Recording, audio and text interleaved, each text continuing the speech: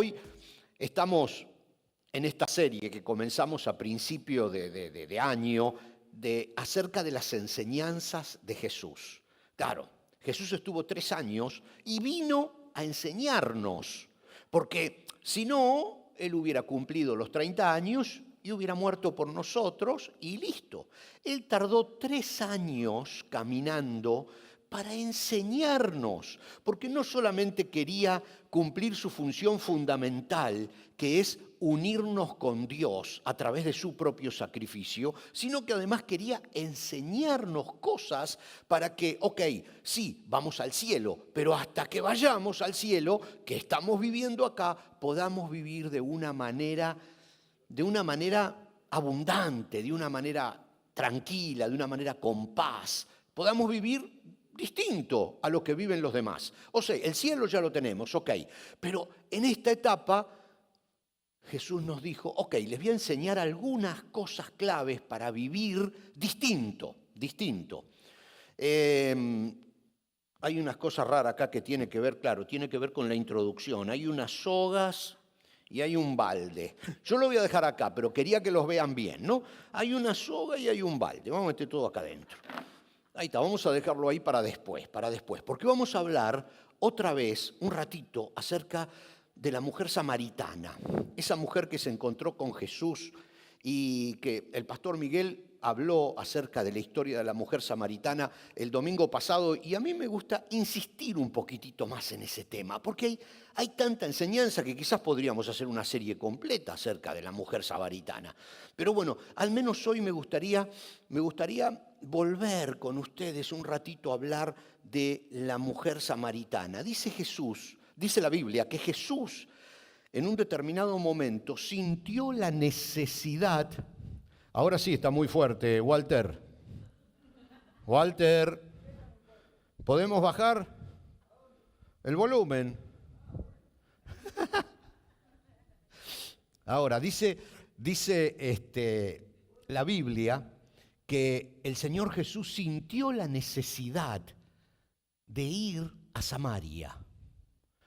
Después vamos a hablar de ese sentimiento que a veces tiene Jesús, pero resulta que los judíos, quiero contarles parte de la introducción, que no pasaban, o sí, tenían que pasar obligatoriamente de Samaria para ir desde el sur al norte de Israel, porque Samaria estaba en la mitad, pero tomaban un camino más largo para esquivar las ciudades y no encontrarse con los samaritanos. Acuérdense que todo se hacía caminando. Entonces resulta que, un poquito de historia, cuando nace el pueblo de Israel, cuando nace por primera vez, la tierra de Canaán se llama Israel porque era el nombre del papá de los 12 hijos que formaban las 12 tribus de Israel. Entonces, el papá se llamaba Israel. Entonces pasa con sus 12 hijos, él no, porque ya se había muerto, pero pasan y toman la tierra de Canaán. 12 tribus, 12 hijos con su familia, sus animales. Cada uno se ubica en un distinto lugar, las 12 tribus. Y estaban todas separadas. Después viene el reinado del rey David, después viene el reinado del rey Salomón, y logran que se conviertan en una nación, la nación de Israel, con un rey, con el rey David, y después con su hijo Salomón. Se convierte en una nación, Israel. Pero después, Salomón tiene un hijo que se llama Roboán, no me acuerdo bien, creo que era Roboán, que le faltaba algún tornillo, y cometió un montón de equivocaciones políticas, y la gente que estaba en el norte se enojó con él y se separaron, los del norte de los del sur. Los del norte se siguieron llamando Israel y los del sur se llamaron Judá. Por eso nosotros a veces decimos la tierra de Judá o decimos Israel, porque estaban separados. El rey del norte contra el rey del sur, que eso lo dice mucho la Biblia, habla de esa separación que hubo después de Salomón entre las dos partes de Israel. Pero resulta que ahí por los años 480 antes de Cristo, más o menos por ahí, el rey Nabucodonosor ataca a Israel, el norte y el sur, los ataca y se lleva consigo un montón de israelitas prisioneros y destroza la nación, el sur y el norte, todo, lo destroza. Entonces se lleva a Nabucodonosor a la gente y ahí está, bueno, no voy a entrar mucho porque si no va a ser solo introducción, pero se los lleva Nabucodonosor. Después el rey Ciro de Persia ataca a Nabucodonosor, lo vence, habían pasado muchos años, como en el 520 y algo, lo vence y el rey Ciro de Persia llega a Babilonia y se encuentra que estaba llena de judíos. Y dice, ¿y qué hago con esta gente ahora? Entonces el rey Ciro de Persia les dice, vuélvanse a su tierra, muchachos, regresen.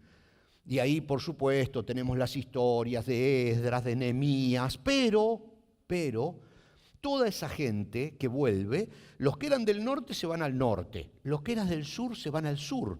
Pero hay un grupito de gente que se habían, en ese tiempo en Babilonia, se habían mezclado, se habían casado, hombres judíos con mujeres que no eran judías, o mujeres que eran judías con hombres que no lo eran, matrimonios mixtos. Y eso era terrible para los israelitas, era un pecado terrible. Entonces, los del norte que se habían casado con personas que no eran del mismo pueblo, no los querían, y los del sur tampoco los querían. Entonces todas esas familias mixtas se pusieron en el centro, entre el norte y el sur, y ahí nace Samaria. Samaria era una franja de terreno que dividía la parte sur de la parte norte y estaba también con israelitas, pero mezclados.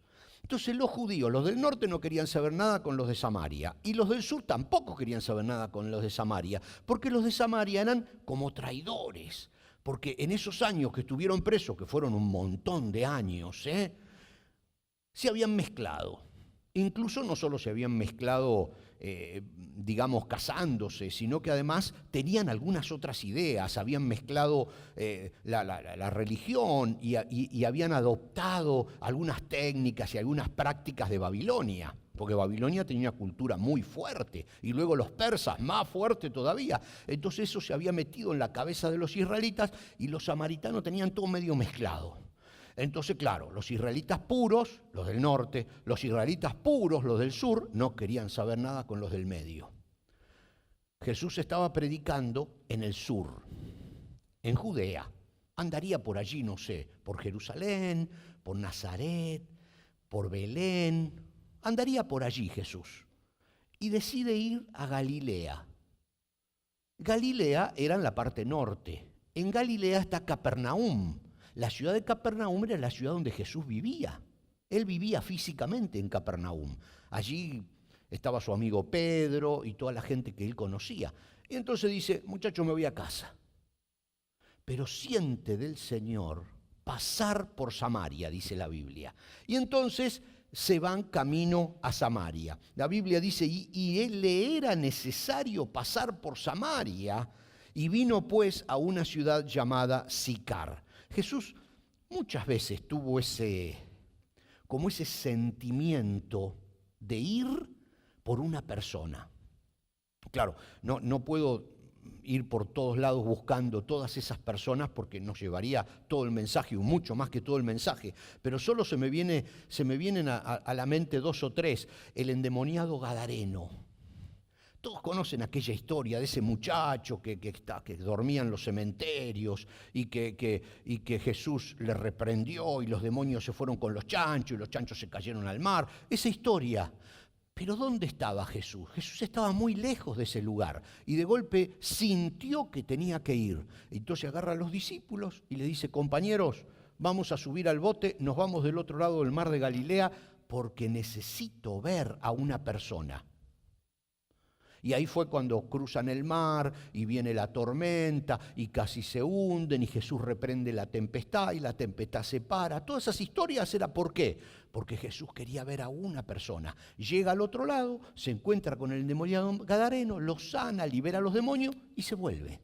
Era por una persona. ¿Y se acuerdan de Zaqueo?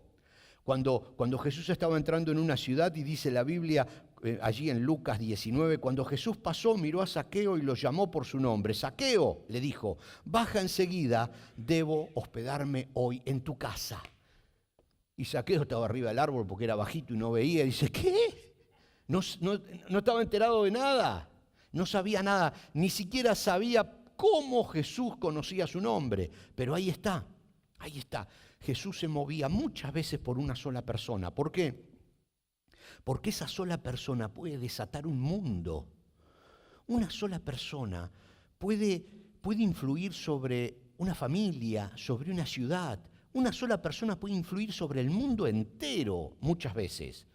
Entonces, hay personas a las que Jesús identifica porque sabe su futuro y entonces dice, no, yo quiero trabajar con esta persona porque esta persona es muy importante. Así pasó con Pedro.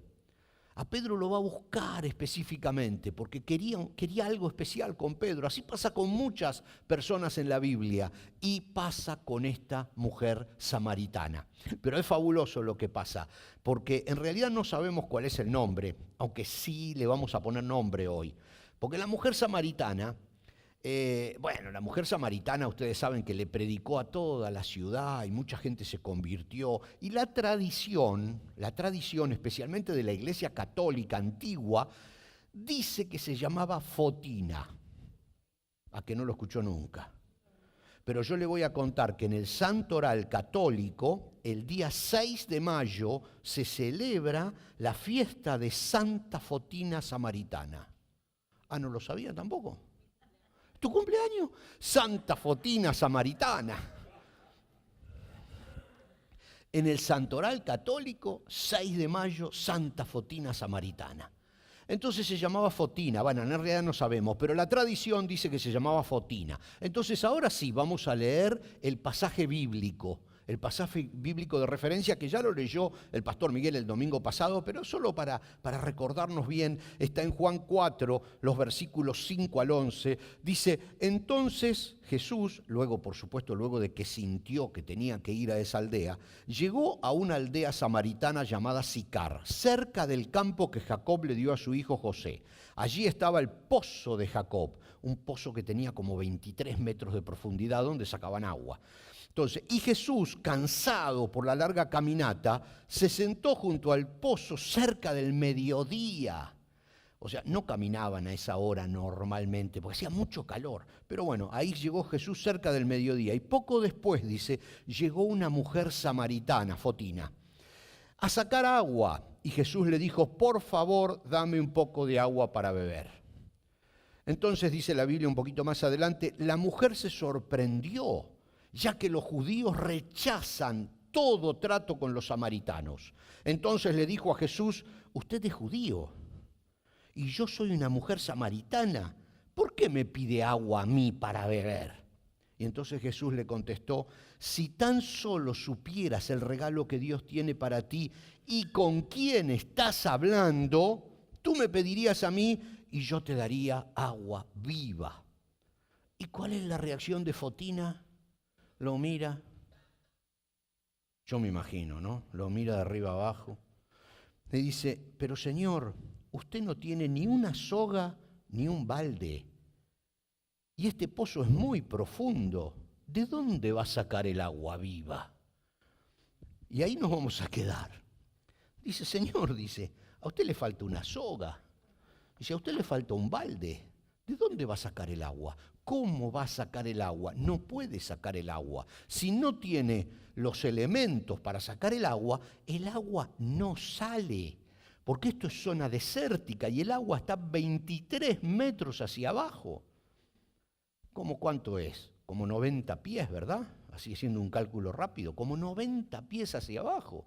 Es mucho, tiene que tener una soga y larga para poder llegar al agua y poder sacar agua. Entonces le dice, ¿dónde está el balde? ¿Dónde está la soga? Por eso yo quiero que recuerden hoy el balde y la soga, porque nosotros sí tenemos balde y soga, pero Fotina no tenía. Entonces le dice, ¿dónde está el balde y la soga? Lo que dices no es racional. Lo que dices, le está diciendo con esas palabras, le está diciendo a Jesús, Fotina, le está diciendo, ok, Señor, yo no te conozco bien, pero lo que decís es una tontería. No es racional, porque el agua está a 23 metros y no tenés ni soga ni balde. Y Jesús le dice, no sabes con quién estás hablando. Y es verdad, no sabía. Y entonces, como no sabía con quién estaba hablando, le ponía límites a Jesús. Le ponía límites. Y acá está la clave de lo que queremos hablar hoy. Ella le ponía a Jesús los límites que ella tenía. No los que tenía Jesús, los que ella tenía. Ella, si no tenía un balde y si no tenía una soga, no podía sacar agua. Entonces lo ve a Jesús y le dice, si no tenés balde, si no tenés soga, no podés sacar agua. Sus propios límites se lo transfería a Jesús porque no lo conocía. Con Dios, muchas veces, pero muchas veces, nosotros hacemos lo mismo. Entonces le decimos a Dios, Señor, mira, ya no lo puede sanar. No lo puede sanar porque tiene cáncer, es una enfermedad terminal. No lo puede sanar. Entonces nosotros le transferimos a Dios nuestra limitación, como hizo Fotina. Si no tenés balde, si no tenés soga, entonces Dios, no, esto ya es una enfermedad terminal. Quiere decir, toda la tecnología humana, toda la ciencia humana no lo puede solucionar, entonces tú tampoco. Le transferimos, pero no solamente es en eso, que es muy, digamos, es algo muy explosivo. A veces cuando decimos, no, ya Dios no puede hacer nada. Antes, cuando se peleaban, pero vivían juntos, sí Dios podría haber hecho algo. Pero ahora ya están separados, ya se terminó el amor, ya están viviendo cada uno en otra casa. Listo, Dios no puede hacer nada. No, yo no puedo hacer nada y le transfiero a Dios mis limitaciones. Hay cosas definitivamente que son graves, pero siempre me acuerdo de lo poco racional que eran algunas de las historias bíblicas que conocemos y que están probadas, que son verdad. Las historias bíblicas como cuando Pedro, que hoy lo mencionamos, estaba pescando y Jesús le dice, en un horario que no correspondía, le dice, bueno, echa ahora la red a pescar. Y Pedro le dice, no, Señor, eso no. Es irracional. ¿Por qué? Porque es de mañana, yo estuve toda la noche pescando, no hay pescado, yo no pesqué nada. A la noche, que es cuando salen los pescados, a horas de día los pescados se van abajo, ahora no hay pescado. Entonces, si me dice que tire la red, es de balde, las voy a ensuciar otra vez y no voy a sacar pescados, dice Pedro. Y yo soy pescador profesional y yo te digo, pescados no salen. Sin embargo, Pedro lo miró y dijo, ok, en tu palabra, dice, lo voy a echar. Yo no creo, pero por lo que tú dices la voy a echar la red. La echó y ya no la podía sacar de tanta cantidad de peces que se metieron en esa red. O sea, no era irracional, pero los pescados salieron. Otra historia, ¿se acuerdan? Sí, claro que se acuerdan. Cuando había una multitud, dice la Biblia, de 5.000 hombres y como no contaban ni a las mujeres ni a los niños, mínimo había 15.000 personas y entonces tenían hambre y Jesús le dice a los discípulos, denle de comer. Y entonces los discípulos buscan y dicen, mira, lo único que tenemos acá son 2 pescados y 5 panes. ¿Cómo le vamos a dar de comer a 15.000 personas con hambre con 2 pescados y 5 panes? Entonces Jesús le dice, denle de comer. Yo me imagino al discípulo con la canastita de espalda a la multitud y dice, si me doy vuelta me matan. Si yo voy a darle de comer, los primeros se me tiran arriba, me muelen a golpes y me sacan la canasta.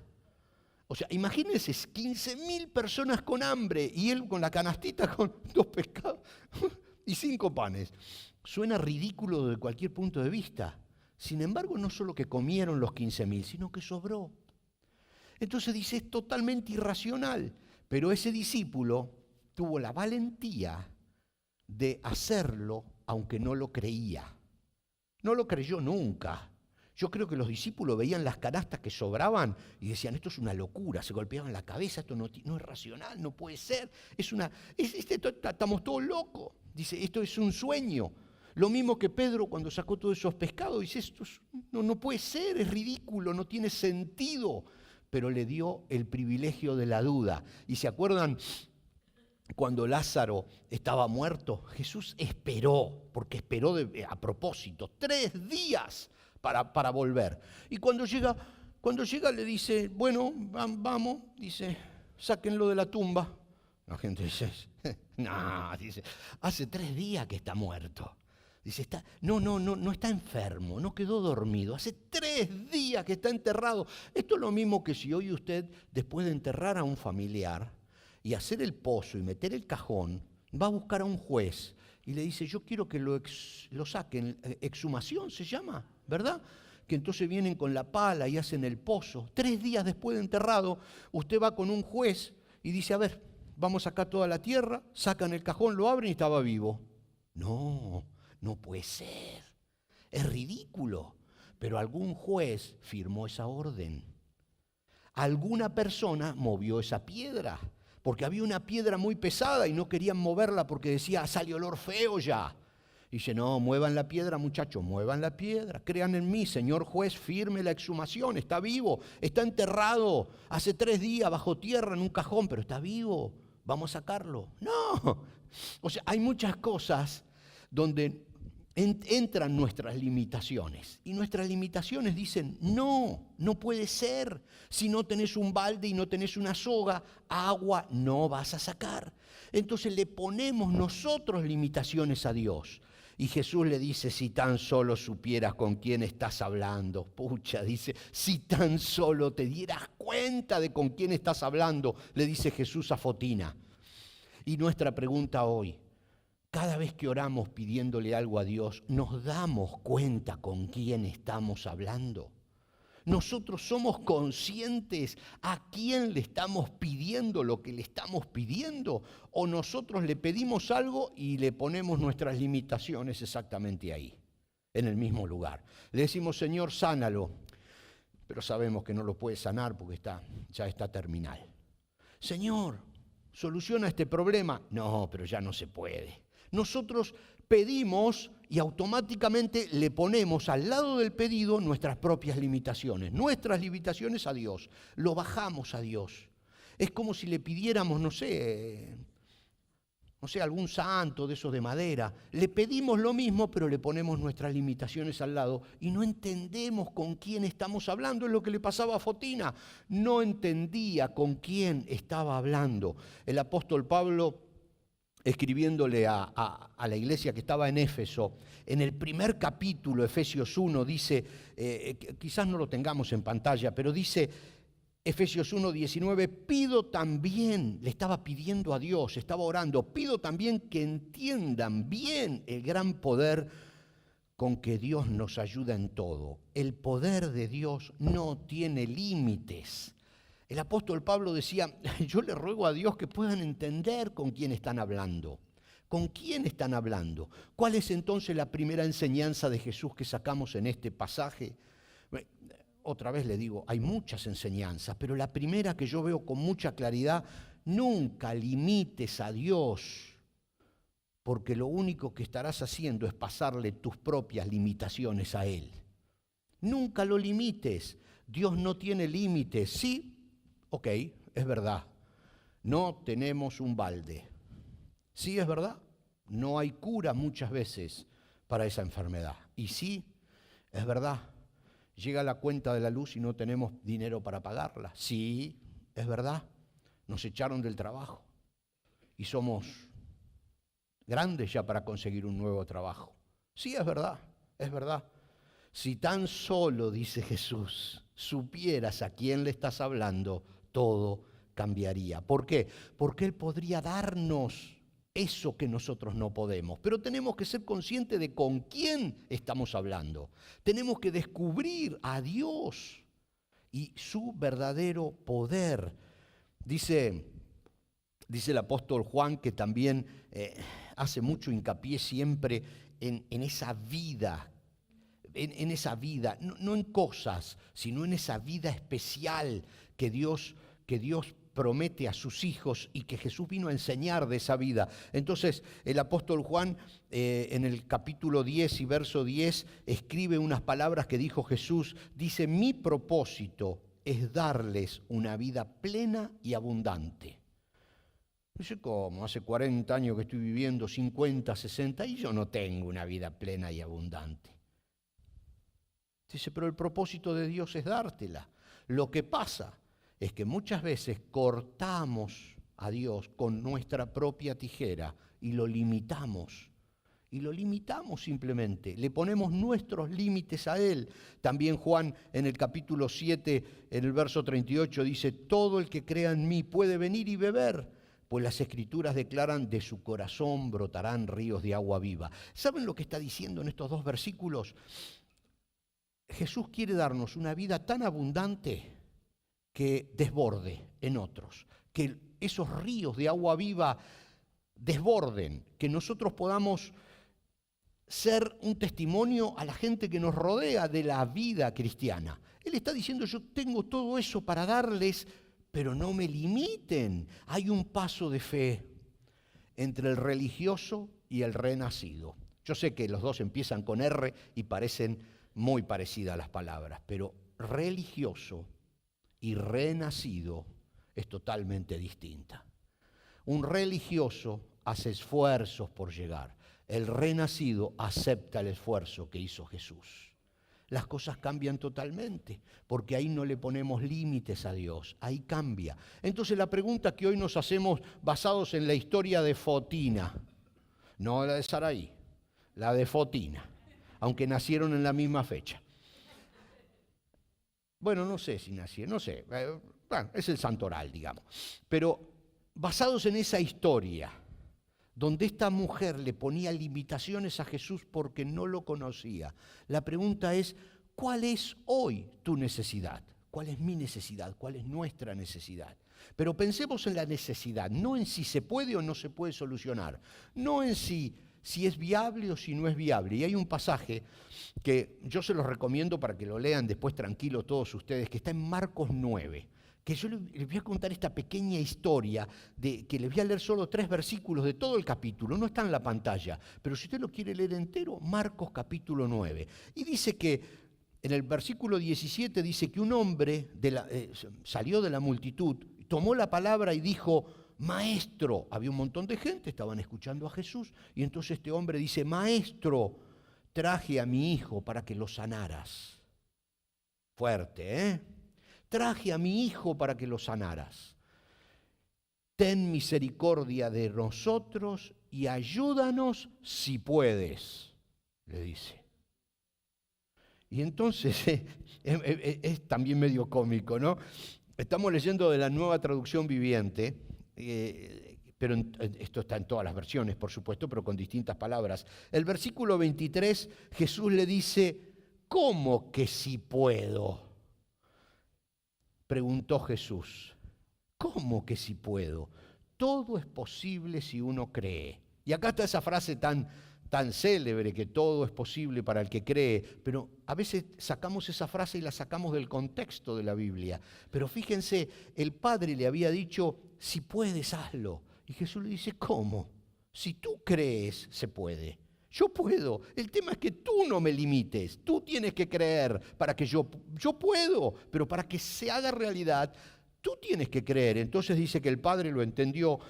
El versículo 24 dice, al instante el Padre clamó, sí, creo, pero ayúdame a superar mi incredulidad. Qué humano que es esto. Qué fabulosamente humano. Dios no nos pide que creamos al 100%, porque no entra en nuestra mente. No entra en nuestra mente que una persona que fue desahuciada por los médicos, que está a punto de morirse, se empieza a recuperar y se levante. No entra en nuestra cabeza. Hay un montón de cosas que no van a entrar en nuestra cabeza y estamos limitados, y Dios no pide que nos vayamos más allá de nuestra cabeza. Pide que le demos el privilegio de la duda. Dice, ese hombre le dijo, sí creo, pero ayúdame en mi incredulidad. ¿Que estamos todos locos? ¿O creo o no creo? No, sí creo, pero un poquito. Dice, ayúdame a creer más, le está diciendo. Yo creo un poquito. No hace falta tener mucha fe, hace falta tenerla en el lugar correcto. Hace falta tenerla en un Dios verdaderamente grande que puede responder. Eso es lo que le estaba diciendo a Fotina. No hace falta, me tienes que conocer nada más para darte cuenta que yo puedo darte mucho más que agua. Puedo darte agua viva para que no tengas sed nunca más. No le está hablando del agua física, le está hablando de la sed espiritual, porque esta mujer tenía un montón de problemas. ¿Cuál es la enseñanza número 2 de Jesús? Y les digo, podría poner muchas, pero se me va la hora. Otras veces podemos seguir con esto de las enseñanzas, porque son súper profundas. Pero la número 2 que yo quería hoy compartir con ustedes, todo es posible para el que cree. La enseñanza número 1, no le pongas límites a Dios. No le traspases tus límites a Dios. No le pidas el balde y la soga para que haga algo, porque esos son tus límites, no los de Dios. No lo cuestiones en cómo, cuándo y dónde, porque estarías poniendo tus propios límites. Déjalo. Él lo único que nos pide es un paso de fe. La segunda enseñanza entonces es: todo es posible para el que tiene ese paso de fe, para el que cree. Un solo paso, la diferencia entre un religioso y un renacido. Es un paso de fe, no una larga caminata de fe, no vivir la vida en fe como si fuéramos santitos y tuviéramos la aureola. Un solo pasito de fe, Él hace el resto. Un solo pasito de fe. Señor, no lo creo, pero te doy el privilegio de la duda. Como hizo Pedro, que le dijo, la verdad, no creo que haya pescados, pero en tu palabra echaré de nuevo la red. No lo creo, pero en tu palabra voy a dar el primer paso. Y ahí cambia todo. Y cuando cambia todo, nuestra fe empieza a crecer. Y comenzamos a vivir en una relación con Dios que constantemente va de victoria en victoria, de esfuerzo compartido con Dios en victoria, de esfuerzo compartido en victoria, despacito, viviendo la vida acá en la tierra, hasta que un día estemos en el cielo y podamos disfrutar constantemente con Él. Pero mientras tanto, un pasito a la vez. Nada de grandes pasos, nada de ser santos. Acá no te está pidiendo el Señor que te vayas al monasterio en la punta del Himalaya y que vivas solo y abandonado del planeta. No te está pidiendo eso. Un solo pasito, conocerlo a Él, no ponerle las limitaciones nuestras a Él y creer, y creer. Y quiero terminar con un pasaje. Y se me fue más el tiempo, se me fue más de lo que pensaba, pero es entusiasmante.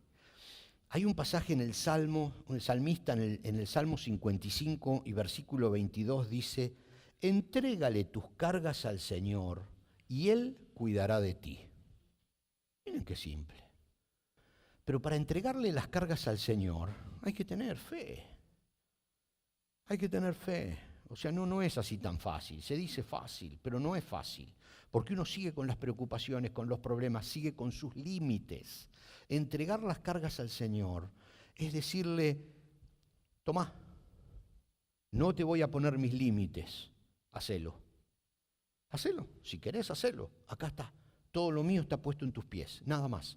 No voy a poner mis límites. Yo quiero pedirles ahora, mientras que oramos a los chicos de la banda, a los ministros de adoración, porque a veces les decimos los chicos de la banda, a veces decimos la banda, pero no, son ministros que nos llevan a la presencia del Señor, en adoración y en alabanza. Quiero pedirles que vayan pasando, porque si ustedes me permiten, esta enseñanza de Jesús de hoy es tan simple, pero tan simple que a veces se nos hace difícil de entender. Es simplemente no trasladarle a Dios nuestras propias limitaciones y creer. Y creer, despacito, creer. Nadie te pide que tengas la fe para mover una montaña. De hecho, Jesús le dijo, ojalá tuvieran la fe como un grano de mostaza porque podrían mover una montaña, pero no le pidió que tengan esa fe. Les dijo, muchachos, un pasito a la vez. Vamos un pasito a la vez. No le trasladen a Dios sus propias limitaciones y tengan un poquito de fe. Nos ponemos de pie y oramos entregándole al Señor nuestras cargas, cada uno su carga. Cada uno su carga. Puede ser muy pesada, puede ser liviana, pero es una carga que tenemos que entregar. Vamos a orar. Padre, gracias porque estás ahí para nosotros y eres tan grande que no podemos entender cómo puedes estar ahí para nosotros. No nos cabe en la cabeza que nos estés escuchando, pero te hablamos. No nos cabe en la cabeza que estés atento a nuestras necesidades, pero te las entregamos. Señor, damos ese paso de fe para dejar nuestras vidas en tus manos, porque nuestras manos no dan más. Te las dejamos a ti. Damos ese paso de fe. Entregamos nuestras preocupaciones, entregamos nuestras causas, entregamos nuestro futuro, nuestros deseos, nuestras ambiciones, todo en tus manos. Y lo hacemos en el nombre de Jesús, que nos dio la entrada a tu reino. Amén y amén. Dios les bendiga.